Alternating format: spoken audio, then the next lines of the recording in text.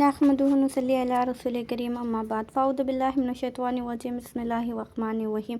इससे पहले कि हम हमारे उन्वान की तरफ बढ़ें, हम और आप मिलकर ताजदार मदीना रहमतुल लिल आलमीन सल्लल्लाहु अलैहि वसल्लम के बारगाह रिसालत में दुरूद शरीफ का नजराना पेश करें।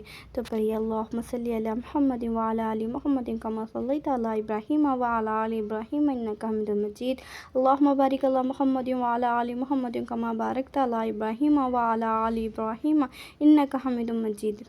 हज़रत फ़ातिमा रज़ियल्लाहु तआला अन्हा हुज़ूर की सबसे छोटी बेटी और सबसे ज़्यादा चहेती बेटी हैं। मेरे आका ने फरमाया, बेटी रहमत है। किसी ने पूछा, जब खुदा खुश होता है तो क्या करता है? तो मेरे आका ने कहा, बारिश बरसाता है।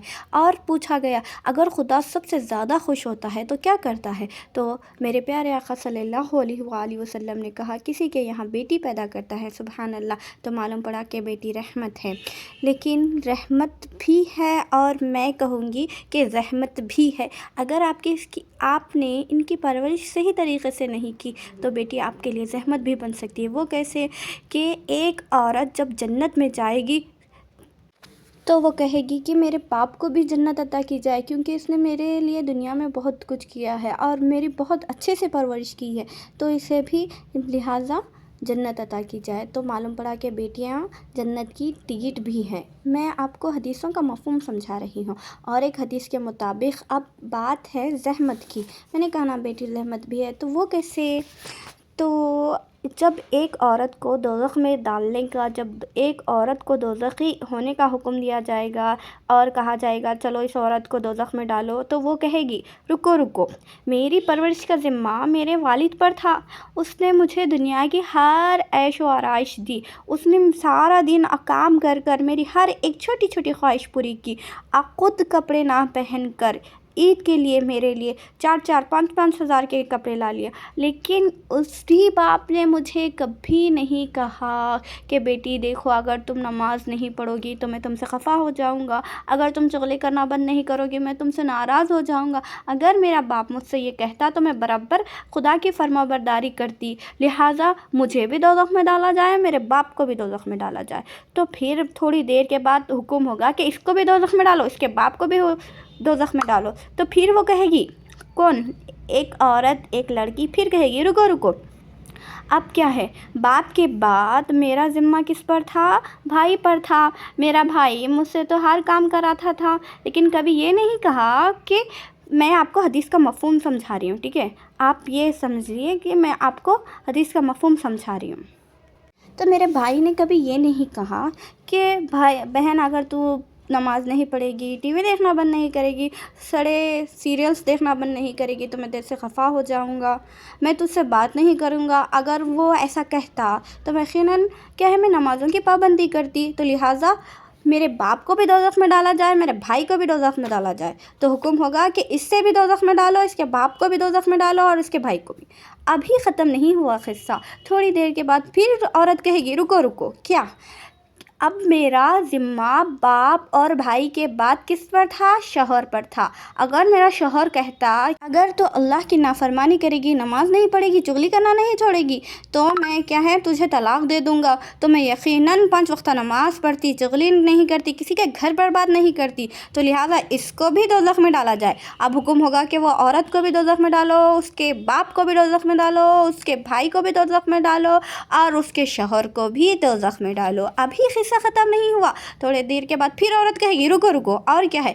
अब बाप, भाई और शौहर के अलावा और एक है, कौन? बेटा। बाप, भाई और शौहर के बाद मेरा ज़िम्मा किस पर था? बेटे पर। अब मेरे बेटे ने भी कभी नहीं कहा कि माँ 5 वक्त नमाज़ पढ़ो, दूसरों के घर बर्बाद करना बंद करो, दूसरों के घर में झगड़े लगाना बंद करो। नहीं, तो इसको भी डालो दोज़ख में।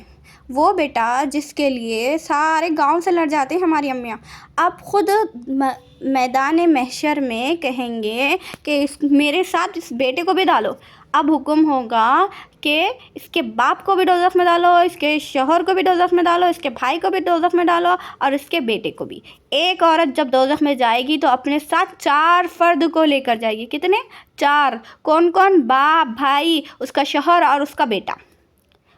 تو اب یہاں ہمیں یہ معلوم ہوا کہ بیٹی کو ہمارے اوپر ہے کہ ہم کس طریقے سے اس کی تربیت کریں، کس طریقے سے اسے پالیں۔ اگر ہم اسے رحمت بنا کر رکھیں گے تو یقیناً وہ ہمارے لیے جنت کی ٹکٹ بن جائے گی، اور اگر صرف دنیاوی تک ہی وہی کاموں تک محدود رکھیں گے، جیسے کہ جو بھی وہ کر لے ٹھیک ہے، کوئی نہیں بیٹا کر لو، ٹھیک ہے بیٹا یہ کرنا ہے ٹھیک ہے، وہ کرنا ہے ٹھیک ہے کر لو، اگر ہم ایسا کریں گے تو یہی اولاد، یہی بیٹی ہمارے دوزخ میں جانے کا بھی سبب بن سکتی ہے۔ آئیے بات کرتے ہیں ہم رحمت للعالمین صلی اللہ علیہ وآلہ وسلم کی پیاری بیٹی حضرت فاطمہ رضی اللہ تعالی، وہ شخصیت جس کی روح خود خدا نے قبض کی، سبحان اللہ۔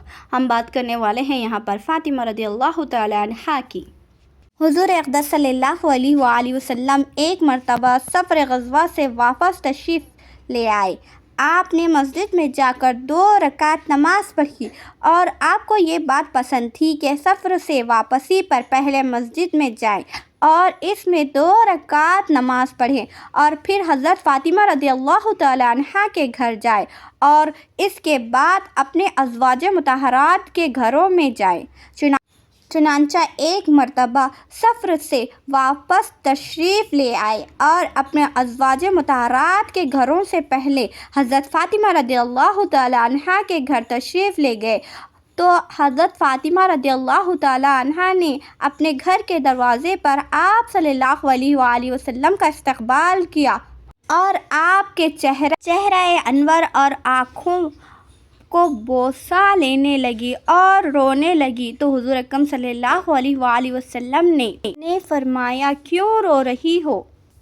انہوں نے عرض کیا یا رسول اللہ صلی اللہ علیہ وآلہ وسلم، آپ کی یہ حالت دیکھ کر رو رہی ہوں کہ آپ کا رنگ سفر کی مشقت کی وجہ سے بدل چکا ہے اور آپ کے کپڑے پرانے ہو گئے ہیں۔